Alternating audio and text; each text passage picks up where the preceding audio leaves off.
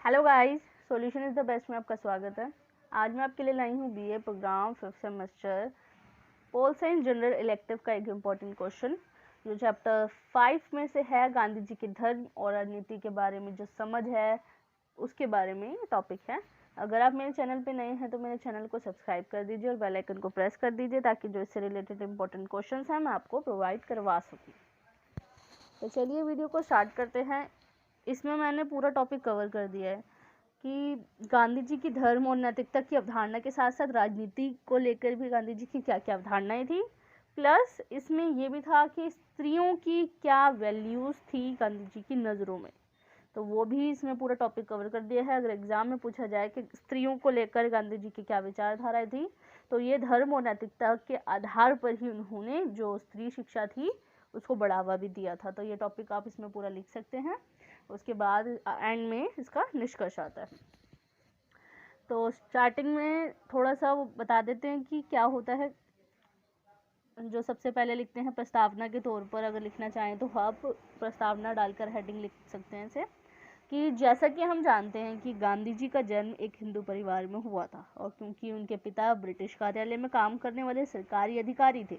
सरकारी अधिकारी मतलब एक मिनिस्टर थे, वो एक ब्रिटिश कार्यालय में काम करने वाले, और इसलिए उन्हें अन्य धर्मों के लोगों से मिलने का भी काफ़ी अवसर मिला था। और उनके कई ईसाई और मुस्लिम दोस्त भी थे, क्योंकि गांधी जी का, जहाँ तक हम जानते हैं कि गांधी जी हिंदू परिवार में जन्मे थे। इनका जन्म हुआ था हिंदू परिवार में, और उनके जो पापा थे मतलब कि उनके पिताजी, तो वो सरकारी अधिकारी थे। और उनकी जो माता थी, इनके बारे में मैंने लिखा नहीं, इनकी जो माँ थी वो एक धार्मिक प्रवृत्ति को ज़्यादा मानती थी, धर्मों को लेकर बहुत ज़्यादा मानती थी। इसलिए जो गांधी जी का अट्रैक्शन जो था बहुत ज़्यादा हुआ था धर्मों को लेकर, हिंदू धर्म में लेकर। और इनके जो अन्य धर्मों के, क्योंकि जो इनके जो पिताजी हैं, क्योंकि इनके पिताजी मिनिस्टर थे ब्रिटिश कार्यालय में, तो इनको जो गांधी जी हैं इनको अन्य धर्मों के लोगों से भी मिलने का काफ़ी ज़्यादा अवसर मिला था। और इनके कई बहुत सारे, जिसमें बोला जाता है, ईसाई और मुस्लिम दोस्त भी रह चुके हैं। और साथ ही गांधी जी अपनी युवा अवस्था में जैन धर्म से काफ़ी प्रभावित भी हुए थे। मतलब कि जब वो युवा अवस्था में थे तो उन्होंने जैन धर्म को भी काफ़ी नज़रिए से देखा था, कि जैन धर्म के बारे में भी उन्होंने बहुत ज़्यादा जाना था। और कई विश्लेषकों का ये भी मानना है कि गांधी जी ने सत्याग्रह की अवधारणा के लिए जैन धर्म के प्रचलित सिद्धांत अहिंसा से प्रेरणा ली थी। जैन धर्म का जो प्रचलित सिद्धांत था अहिंसा, जैन धर्म में सबसे ज़्यादा सिद्धांत इसी को ही माना जाता था, अहिंसा को। इसी से ही प्रेरणा ली थी, जिसकी वजह से जो सत्याग्रह है और जो बहुत सारे इन्होंने अहिंसा पर आधारित जो सत्याग्रह चलाया था, बहुत सारे आंदोलन वगैरह किए थे, असहयोग आंदोलन, सविनय अवज्ञा आंदोलन, ये सब जो चलाए गए थे वो अहिंसा पर आधारित थे। तो इसी जैन धर्म की वजह से गांधी जी ने जैन धर्म को बहुत ज़्यादा इन्होंने ज़्यादा वैल्यू दी थी। गांधी जी के धर्म के विचार का सामाजिक राजनीतिक दर्शन और वर्तमान भारतीय दर्शन में महत्वपूर्ण स्थान है। जहाँ तक हम जानते हैं कि गांधी जी का धर्म का जो विचार है वो सामाजिक रूप से भी, और जो राजनीतिक दर्शन है और वर्तमान भारतीय दर्शन में भी बहुत ज़्यादा स्थान देखा गया। इनका बहुत ज़्यादा प्लेस है इस जगह पे, कि मतलब कि गांधी जी के धर्म को बहुत ज़्यादा इम्पोर्टेंस भी दी गई है। उनका धर्म समानता और एकजुटता को बढ़ावा देता है। मतलब कि जो उनका धर्म है, धर्म के आधार पर जो उन्होंने अवधारणाएं वगैरह रखी थी, तो वो समानता और एकजुटता को बहुत ज़्यादा बढ़ावा भी देती थी। गांधी जी का मानना है कि धर्म और नैतिकता से जुड़े हुए हैं, धर्म और नैतिकता आपस में जुड़े हुए हैं। जो धर्म मनुष्य की समस्याओं का समाधान करने में विफल रहता है उसे धर्म नहीं कहा जा सकता। गांधी जी के अनुसार ये कहा गया है कि अगर जो धर्म है, चाहे वो कोई सा भी धर्म हो, वो मनुष्य की समस्याओं को नहीं सुलझा सकता तो उसे धर्म नहीं कहा जा सकता। धर्म का सिद्धांत यही है कि वो दूसरों की जो लोक कल्याण के लिए भी काम करे और दूसरों की जो समस्याएं हैं उनका समाधान करे। यहाँ तक कि वे राजनीति की तुलना धर्म से करते हैं। राजनीति की तुलना भी इन्होंने धर्म से करी थी। ईश्वर को पाने के लिए बुराई के विरुद्ध जीत प्राप्त करना उनकी सहज प्रवृत्ति है। मतलब कि ये इनके नेचर में ही यही है, सहज प्रवृत्ति। मतलब इनके नेचर में भी यही है कि ईश्वर को प्राप्त करने के लिए बुराई के अगेंस्ट जीत प्राप्त करना ही इनकी नज़रों में धर्म है। और गांधी ने सुझाव दिया कि सभी लोगों को धर्म को एक विचार के रूप में समझने की कोशिश करनी चाहिए ताकि उन सद्गुणों को प्राप्त किया जा सके जो मनुष्य को अपने जीवन में पवित्रता प्राप्त करने में मदद करते हैं। मतलब कि गांधी जी ने ये लोगों को सुझाव दिया कि सभी लोगों को एक धर्म को ना एक विचार के रूप में देखना चाहिए, एक सोच के रूप में देखना चाहिए कि ताकि जो सद्गुण है, जो अच्छे गुण हैं उसको प्राप्त किया जा सके, और जो अच्छे गुण हैं उनको प्राप्त किया जा सके, और जो है मनुष्य को अपने जीवन में जो पवित्रता है उसको भी प्राप्त करने में मदद करता है, क्योंकि ऐसे सद्गुणों को हम प्राप्त कर सकते हैं ना जो पवित्रता को प्राप्त करने में भी मदद करता है। अब आता है नैतिकता के रूप में धर्म कि गांधी जी की क्या विचारधारा थी, क्योंकि गांधी जी जो थे वो नैतिकता के रूप में भी धर्म को इन्होंने एक्सप्लेन किया है इस चीज़ को, कि गांधी ने धर्म को नैतिकता के रूप में भी व्याख्यात किया। उन्होंने कहा है कि जिस प्रकार सत्य से ऊंचा कोई आदर्श नहीं हो सकता, उसी प्रकार जो अहिंसा है उससे भी ऊंचा कोई कर्तव्य नहीं हो सकता। कर्तव्य अहिंसा को माना है गांधी जी ने कि अहिंसा से ऊंचा कोई कर्तव्य नहीं है, किसी की कोई ड्यूटी नहीं है कि अहिंसा को ही लोग फॉलो करें। अहिंसा की नैतिकता जो है वो गांधी जी के जीवन का मूल सिद्धांत था, जिसका उन्होंने अपने कार्यों, भाषणों और लेखन के माध्यम से लगातार पालन किया था। मतलब कि अहिंसा की जो नैतिकता थी उन्होंने गांधी जी का जीवन का मूल सिद्धांत माना गया था अहिंसा की नैतिकता को, और जिसका उन्होंने बहुत ज़्यादा जो अपने कार्य हैं उन्होंने किए थे, भाषणों के जरिए, लेखनों के माध्यम से लगातार इन्होंने पालन भी किया था। सिद्धांतों का पालन हर कोई करता है, अपने सिद्धांत जो बनाता है उनका पालन हर कोई करता है, और गांधी जी ने भी जो नैतिकता पर आधारित जो कर्तव्य है इनका, उन्होंने भी अहिंसा की जो नैतिकता थी उनका भी लगातार इन्होंने पालन किया था। उन्होंने कहा कि अहिंसा को सत्य से निकाला जा सकता है या इसे सत्य के साथ जोड़ा जा सकता है। मतलब कि अहिंसा को सत्य से निकाला है, मतलब निकालना ये नहीं है कि अलग करना, निकालना इसमें ये होता है कि इसी वर्ड से ये निकला है अहिंसा, सत्य से ही वर्ड निकला है अहिंसा, कि सत्य से ही इस चीज़ को निकाला गया है अहिंसा को। या तो सत्य से निकाल सकते हैं अहिंसा को, या सत्य को अहिंसा से जोड़ सकते हैं, इसको दोनों एक ही माना गया है। गांधी जी के लिए धर्म कुछ भी नहीं है, बल्कि कर्तव्य, नैतिकता और धर्म का मिश्रण है। गांधी जी के लिए धर्म कुछ भी नहीं है, उसमें कर्तव्य भी इन्वॉल्व है, नैतिकता भी इन्वॉल्व है और धर्म भी इन्वॉल्व है। इन सब का मिला जुला रूप है। और एक व्यक्ति को शांतिपूर्ण जीवन जीने के लिए अपने कर्तव्यों, सामाजिक दायित्वों और धर्म को समझना ज़रूरी है। कि जो व्यक्ति है उसको शांतिपूर्ण जीवन जीने के लिए इन्होंने ये बताया कि जो सामाजिक दायित्व है, अपने जो कर्तव्य हैं और जो धर्म है, उनको भी समझना ज़रूरी है। इसके अलावा व्यक्ति को समाज में रहते हुए अपने कर्तव्यों को पालन करना चाहिए और ये तय करना चाहिए कि कौन से कार्य किए जाने चाहिए और कौन से नहीं।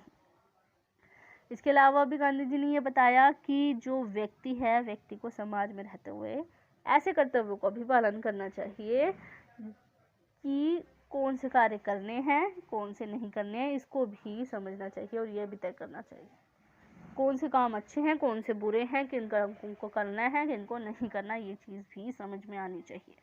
और इसके अलावा व्यक्ति को अपने धर्म के अलावा अन्य धर्मों का सम्मान करना सीखना चाहिए और अपने जीवन प्रयास में दूसरों के विचारों और सिद्धांतों का अनादर नहीं करना चाहिए। गांधी जी ने सुझाव दिया लोगों को कि व्यक्ति को अपने धर्म के अलावा किसी दूसरे धर्म के जो दूसरे धर्म है उसकी इंसल्ट नहीं करनी चाहिए, उनको गिरा हुआ नहीं समझना चाहिए, दूसरों के धर्मों का सम्मान करना चाहिए और जो दूसरों के विचार है और अपने सिद्धांत हैं उनका अनादर नहीं करना चाहिए। दूसरों के जो सिद्धांत वगैरह हैं उनको का अनादर ना करना चाहिए, उनके सम्मान करना चाहिए, उनके धर्मों को, उनके विचारों को, और उनका जो भी जितने भी धर्मों में देखा गया है कितनी भी चीज़ें होती हैं, परंपराएं वगैरह होती हैं, इन सब का पालन, इन सब का सम्मान करना चाहिए। धर्म और राजनीति, पहले बताया नैतिकता के आधार पर मैंने धर्म बताया था, अब आता है धर्म और राजनीति की क्या अवधारणा थी गांधी जी की। महात्मा गांधी की सबसे बड़ी महत्वपूर्ण और मौलिक देन राजनीति का आध्यात्मिकरण करना है। गांधी जी राजनीति से पहले एक धार्मिक व्यक्ति थे। उन्होंने राजनीति और धर्म के बीच एक अटूट रिश्ता कायम किया है। राजनीति के वर्तमान और प्रचलित अर्थ को नकारते हुए गांधी जी ने इसे नया रूप दिया है। गांधी जी ने मतलब कि राजनीति का आध्यात्मिकरण किया है। गांधी जी की सबसे महत्वपूर्ण और मौलिक देन यही थी कि राजनीति का आध्यात्मिकरण किया जाए।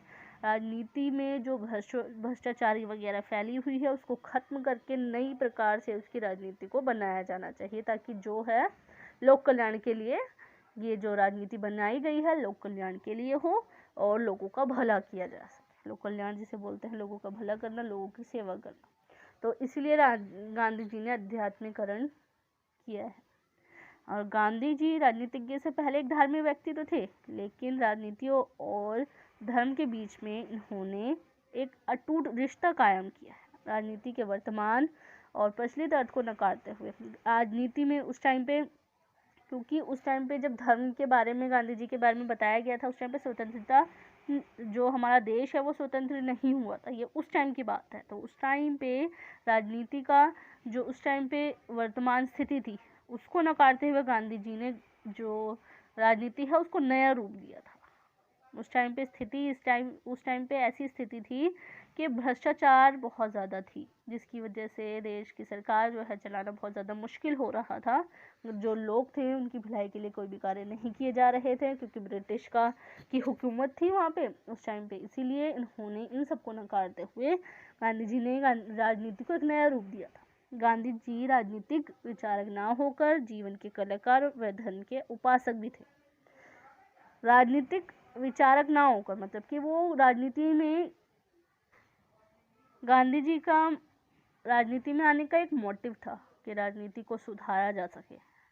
As a politician Gandhi ji कोई अपनी मर्जी से इसमें नहीं आए थे, वो उनका आने का एक मोटिव था। उनके जीवन का उद्देश्य किसी सिद्धांत का प्रतिपादन करने नहीं था, बल्कि आत्मदर्शन, ईश्वर का साक्षात्कार और मोक्ष था। मतलब कि उनके जीवन का उद्देश्य ये नहीं है कि सिर्फ किसी सिद्धांत का प्रतिपादन करना, मतलब उसी अपने सिद्धांत को सिर्फ फॉलो ही करते रहना, ये नहीं था, बल्कि उनका उद्देश्य ये था कि आत्मदर्शन करना, ईश्वर की प्राप्ति करना और मोक्ष था। मोक्ष मतलब जो हमारी आत्मा होती है उसकी मुक्ति जिसे बोलते हैं। इनका उद्देश्य ये था और इसलिए गांधी जी ने कड़ी बनाई और इसे राजनीति के साथ एक अटूट रिश्ते के रूप में जोड़ दिया था। मतलब कि धर्म को राजनीति के एक अटूट रिश्ते के रूप में इन्होंने जोड़ दिया था। उन्होंने छल कपटपूर्ण राजनीति की निंदा की और उनका मानना था कि धर्म के बिना इस राजनीति का कोई प्रयोजन नहीं है। जहाँ तक मैंने बताया कि उस टाइम पे भ्रष्टाचार बहुत ज़्यादा था, तो उन्होंने छल कपटपूर्ण जो राजनीति है, छल कपट से भरी हुई जितनी भी राजनीति होती है, उनकी निंदा भी की थी। और उनका मानना ये था कि धर्म के बिना राजनीति की कोई वैल्यू ही नहीं है, कोई प्रयोजन ही नहीं है। राजनीति नहीं, मतलब इसकी कोई वैल्यू ही नहीं है धर्म के बिना के राजनीति। और इसलिए गांधी जी ने राजनीति के विकृत रूप को मिटाने के लिए राजनीति का आध्यात्मिकरण किया था। मतलब कि विकृत रूप मतलब इसका जो पुराना रूप है उसको मिटाने के लिए राजनीति का आध्यात्मिकरण किया। आध्यात्मिकरण का मतलब मैं बता दूं कि आध्यात्मिकरण होता है उसका किसी चीज़ का मतलब स्पिरिचुअलाइजेशन करना। स्पिरिचुअलाइजेशन का मतलब होता है किसी चीज़ का पवित्रीकरण करना। राजनीति में जितने भी भ्रष्ट लोग हैं उन सबको हटाना, मिटाना और राजनीति को शुद्ध करना आध्यात्मिकरण का मतलब होता है। इससे पहले राजनीति, धर्म और नैतिकता को ताक पर रखने वाले जो दुष्ट चालाक राजनीतिज्ञों का रंगमंच मानी जाती थी। मतलब कि जो राजनीति थी उस टाइम पे धर्म और नैतिकता की कोई वैल्यू ही नहीं थी उस टाइम पे राजनीति में, और जो दुष्ट चालाक राजनीतिज्ञ थे उनका रंगमंच मानी जाती थी राजनीति। और आम आदमी की दृष्टि में देखा जाए तो दूसरों को मूर्ख बनाना और धोखा देना ही राजनीति माना जाता था। उस टाइम पे ऐसा होता था कि दूसरों को मूर्ख बनाने के रूप में देखा जाता था राजनीतिज्ञों को, और धोखा देना ही राजनीति माना जाता था। और जो गांधी जी थे उन्होंने राजनीति को सत्य और अहिंसा पर आधारित करके इसमें उच्च नैतिकता और धार्मिकता की भावना का समीक्षण किया था। जब गांधी जी धर्म के आधार पर ही ये राजनीतिज्ञ जब बने थे गांधी जी, तो उन्होंने सत्य और अहिंसा पर ही आधारित होकर उन्होंने उच्च नैतिकता भी और धार्मिकता की भावना को भी इन्वॉल्व किया था राजनीति में। गांधी जी ने राजनीति के विकृत रूप के बारे में कहा है कि यदि मैं राजनीति में भाग लेता हूं तो इसका कारण यही है कि राजनीति हम सबको सांप के समान घेरे हुए है, जिसमें कोई चाहे कितनी ही चेष्टा करे बाहर नहीं निकल सकता। मैं उस सांप से युद्ध करना चाहता हूं। मैं राजनीति में धर्म का समावेश करना चाहता हूं।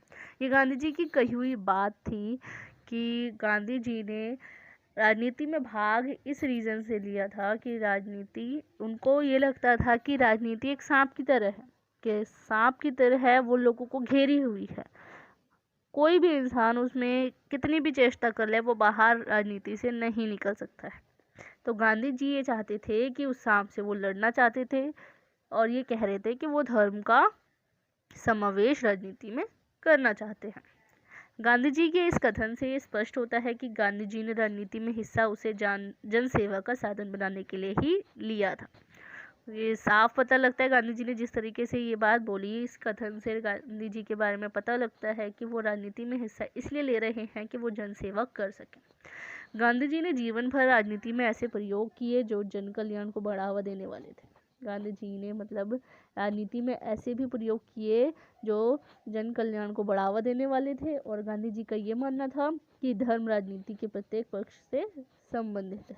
जो धर्म है वो समाज के हर पक्ष से संबंधित है, और इसी प्रकार जो राजनीति है वो उसके हर एक क्रियाकलाप को प्रत्यक्ष रूप से या अप्रत्यक्ष रूप से अवश्य प्रभावित करती है।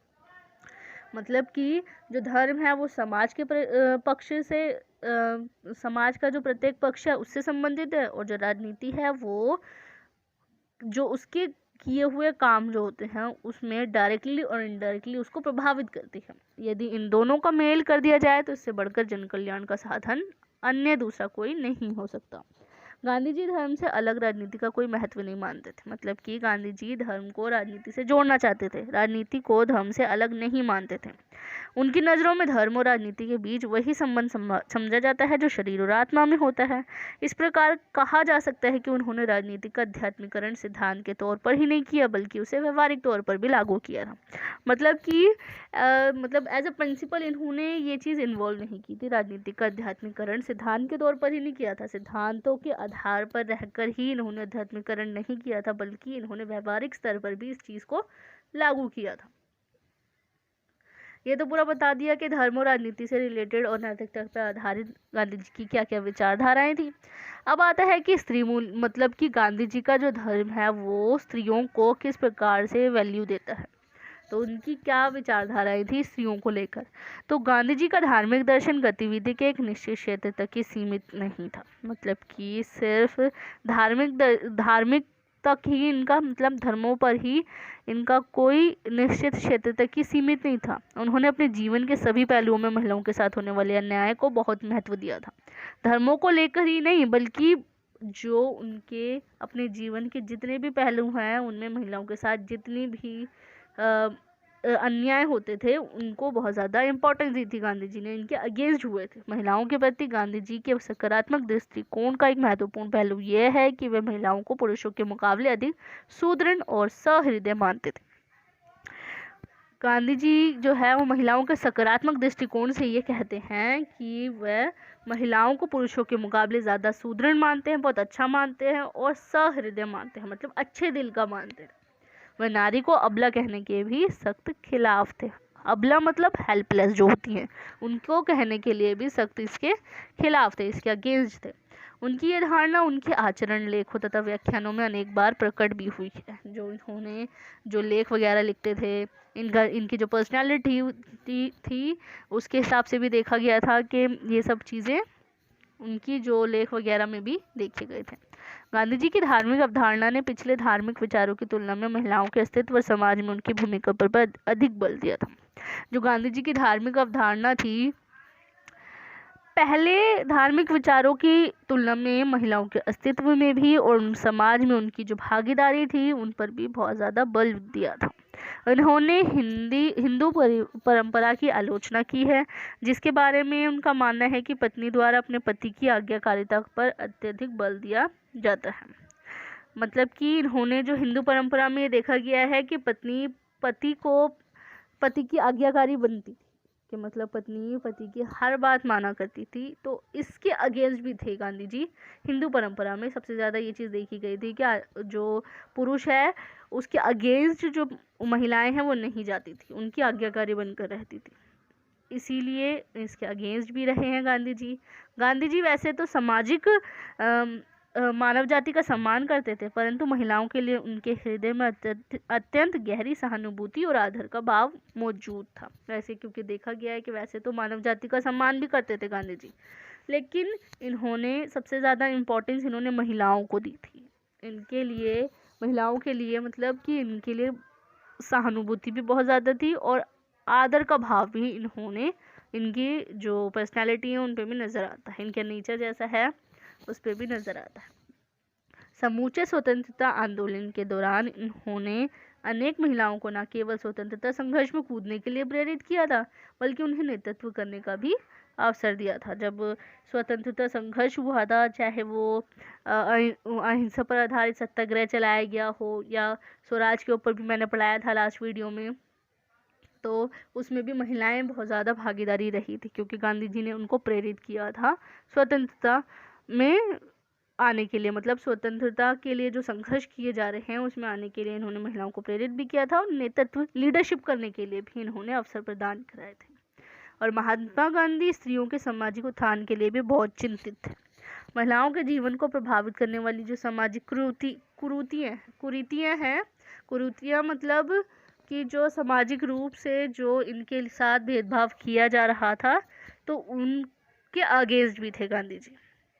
वे मानते थे कि बाल विवाह, पर्दा प्रथा, सती प्रथा, विधवा विवाह निषेध जैसी कुरीतियों के कारण ही महिलाएं उन्नति नहीं कर पाती और शोषण, अन्याय और अत्याचार झेलने को विवश होते हैं।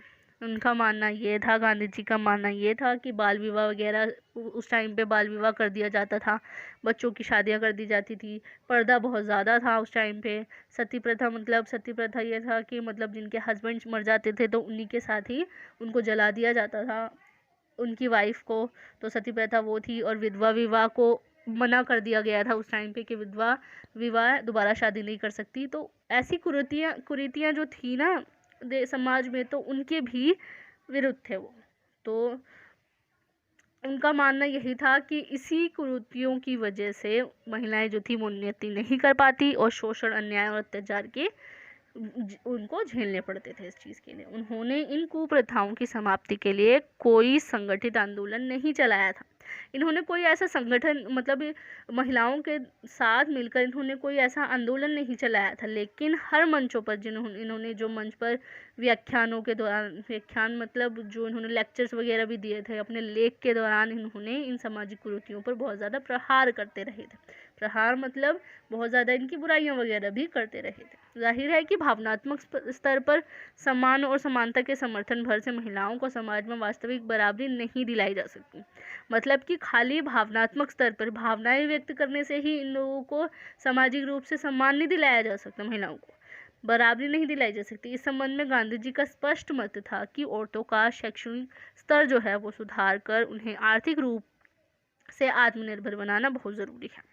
ये इनका मानना यही था, इसी बिहाफ पर, क्योंकि भावनाओं में बहकर इंसान बोल देता है, सहानुभूति दिखाकर इन लोगों का समाज में जो इनकी वैल्यू है वो चीज़ दिखाई नहीं जा सकती। लेकिन इसी चक्कर में गांधी जी ने इन लोगों के लिए, लोगों को ये समझाया कि इनका जो शैक्षणिक स्तर है उनको भी सुधारा जाए, ताकि जो ये है आर्थिक उन्नति भी कर सके और आत्मनिर्भर भी बन सके। इस दौर में ही गांधी जी ने महिला समानता के लिए आर्थिक स्वावलंबन की आवश्यकता को पहचान लिया था। स्वावलंबन मतलब कि आत्मनिर्भरता की आवश्यकता, कि जो महिलाएं हैं वो समानता के लिए आत्मनिर्भर रहे, आर्थिक रूप से आत्मनिर्भर रहे, उसको ज़्यादा प्रमोट किया था गांधी जी ने।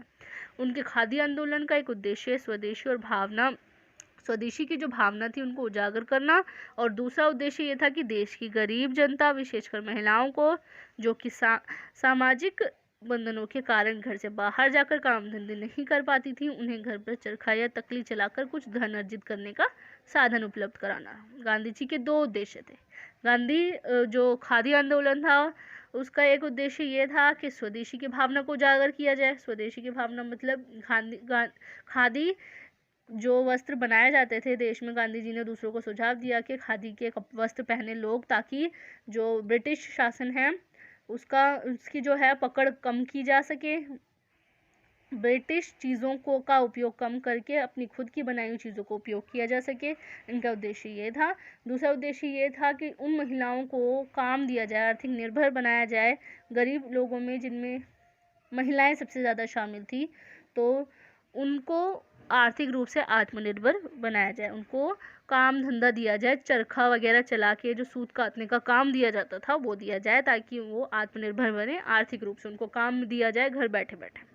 खादी उद्योगों के माध्यम से गांवों, कस्बों व शहरों की लाखों निर्धन महिलाओं को देशभक्ति की अनुभूति के साथ साथ रोजगार में मिला और उनके जीवन में खुशहाली भी आई थी। मतलब कि जैसा कि हम जानते हैं, जब गांधी जी ने खादी के माध्यम से गरीब परिवारों में निर्धन महिलाएं जो थी उनमें देशभक्ति की भावना को भी उजागर किया था, उसके साथ साथ जो महिलाएं थी उनको रोजगार के अवसर भी प्रदान किए गए और उनके जीवन में भी ये खुशहाली आई थी, क्योंकि जब उनको आर्थिक रूप से वो जब आत्मनिर्भर हो गए तो देखा गया कि काफ़ी हद तक सुधार आया था उनकी लाइफस्टाइल में। और निष्कर्ष के रूप में लिख सकते हैं कि गांधी की धर्म की अवधारणा सभी की एकता की अवधारणा के माध्यम से प्रवर्तित है। जो गांधी जी की धर्म की अवधारणा है वो सभी की एकता की अवधारणा के माध्यम से ही देखी गई है, धर्म की अवधारणा को उजागर किया गया है।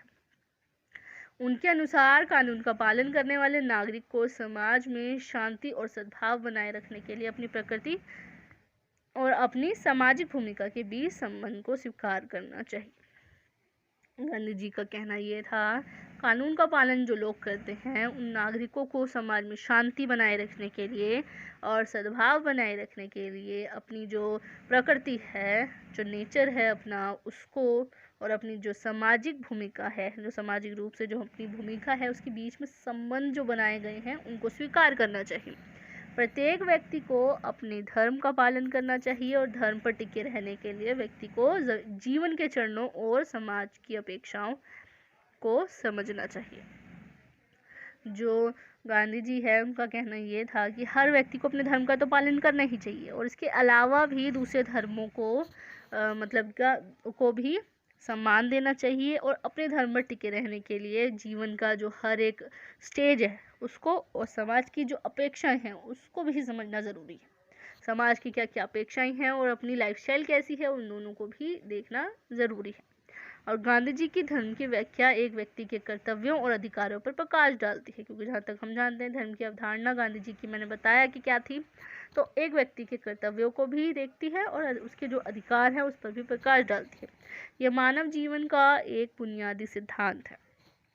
जो धर्म है वो मानव जीवन का एक बुनियादी सिद्धांत माना गया है और मनुष्य के जन्म के साथ शुरू होता है, और जो ये है मनुष्य के जन्म के साथ ही शुरू होता है और इस प्रकार धर्म का तात्पर्य मानव जीवन के निर्वाह से है और इसलिए यह मानव जीवन का एक अभिन्न अंग है। जो धर्म है वो धर्म का तात्पर्य मानव जीवन से है, मानव जीवन के निर्वाह से है कि जो मानव है वो अपनी लाइफस्टाइल कैसे जीता है उस पर डिपेंड करता है और इसीलिए ये मानव जीवन का एक इम्पोर्टेंट अंग माना गया है, इम्पोर्टेंट पार्ट माना गया है धर्म। तो मैंने पूरा कवर कर दिया इसमें गांधी जी की धर्म की क्या अवधारणा थी, नैतिकता के आधार पर, और राजनीति की क्या अवधारणा थी गांधी जी की, पूरी इसमें मैंने टॉपिक कवर कर दिया। And thanks for watching my video.